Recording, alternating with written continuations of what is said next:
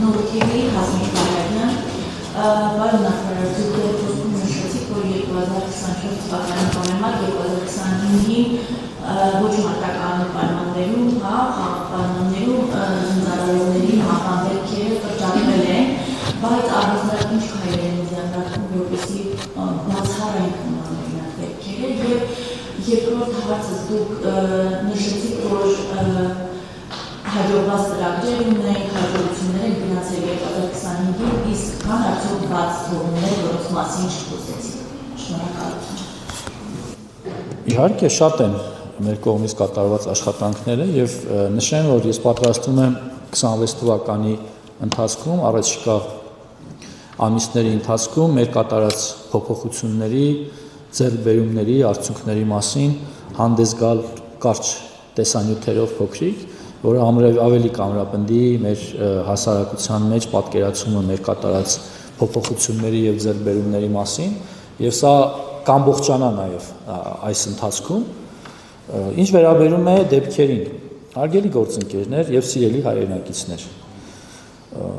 ասել, որ զինված ուժերում այս հարցը ամբողջապես լուծված է, մենք հեռու ենք դրանից եւ ես ոչ միայն ձեռնպահ կմնամ, այլև կհերքեմ, որ զինված ուժերում այս հարցը լուծված է։ Այս հարցը լուծված չէ ու դրա համար կա մի պարզ պատճառ։ Բանակը շարունակում է լինել հասարակության մաս։ Կհիշեք, վերջերս տեսանյութ էր հրապարակվել դեռահասների մասնակցությամբ, ծեսկրտուքի եւ այլնի։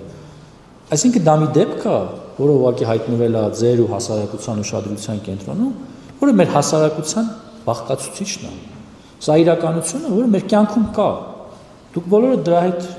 առնչվում ու առերեսվում եք։ Ու պատկերացրեք, այդ իրականությունը տեղափոխվում է փակ միջավայր։ Գալիս է բանակ։ Այնպես չի, որ բանակ գալուց հետո մեր սպաները նստեցնում են, ասում են. հարգելի զինվորներ, այսուհետ դուք պիտի սկսեք մտածել միայն այսպես կոչված տղայական մտածելակերպով կամ պիտի առաջնորդվեք միայն քրեական ենթամշակույթով։ Իհարկե այդպես չի, բայց այդ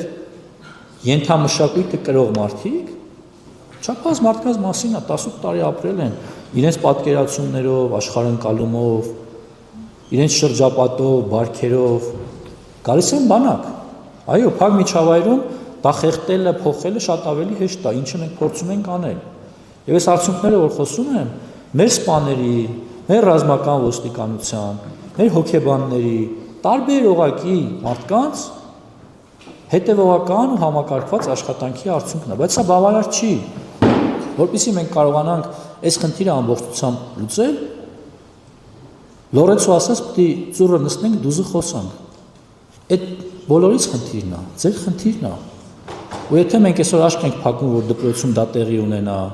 մեր տղա երեխուն ասում ենք, գնա